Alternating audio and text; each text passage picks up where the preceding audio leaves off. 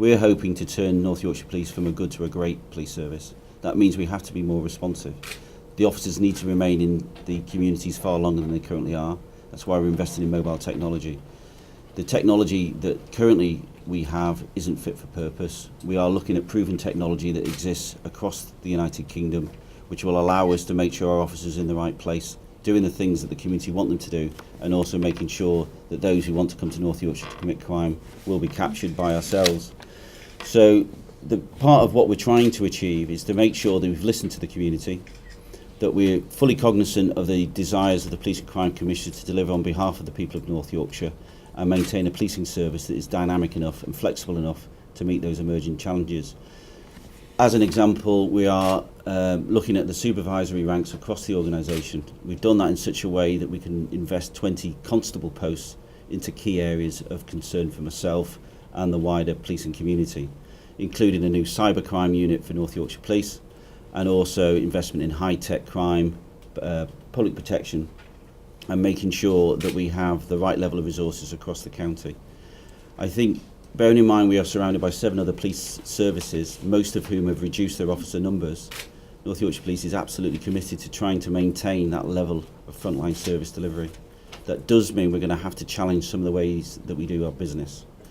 That does mean there's going to be some difficult conversations with our communities. So in order to find savings that protect that front line, we are having to look at our estate, having to look at how we actually deploy some of our resources, and we can go into more detail about that. The good news is that the number of neighbourhood officers and PCSOs that are committed to providing that very localised community service are being protected. We are looking about how we deal with our specialist resources, but as you know, we've already invested quite heavily in some of those in relation to our major crime investigation team. So 3 key things for me is around making sure we provide that personal service still, far more responsive. Key element of that is the way in which we deal with calls from the public. A lot of people say, well, why are you spending money in times of austerity? We have a £140 million budget. That's a lot of money to deliver a key public service. And we have to, especially now, look at how we can best use that money.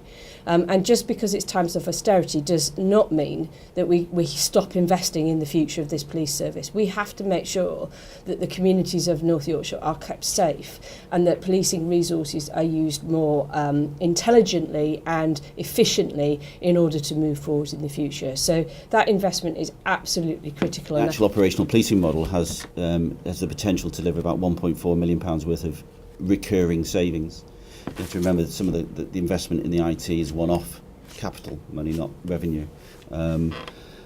The idea ultimately is that we will be able to certainly save money around our sort of locate system, because that traditionally reduces the cost of your fleet by about 10 to 15%.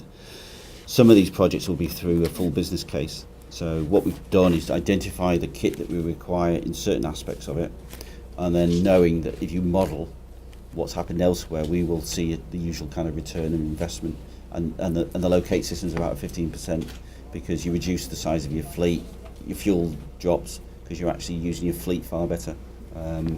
But some of it's around that kind of opportunity saving, isn't it, around officers now being in their community for a lot longer, and also providing that level of reassurance to a community that's expecting a very high level of service anyway.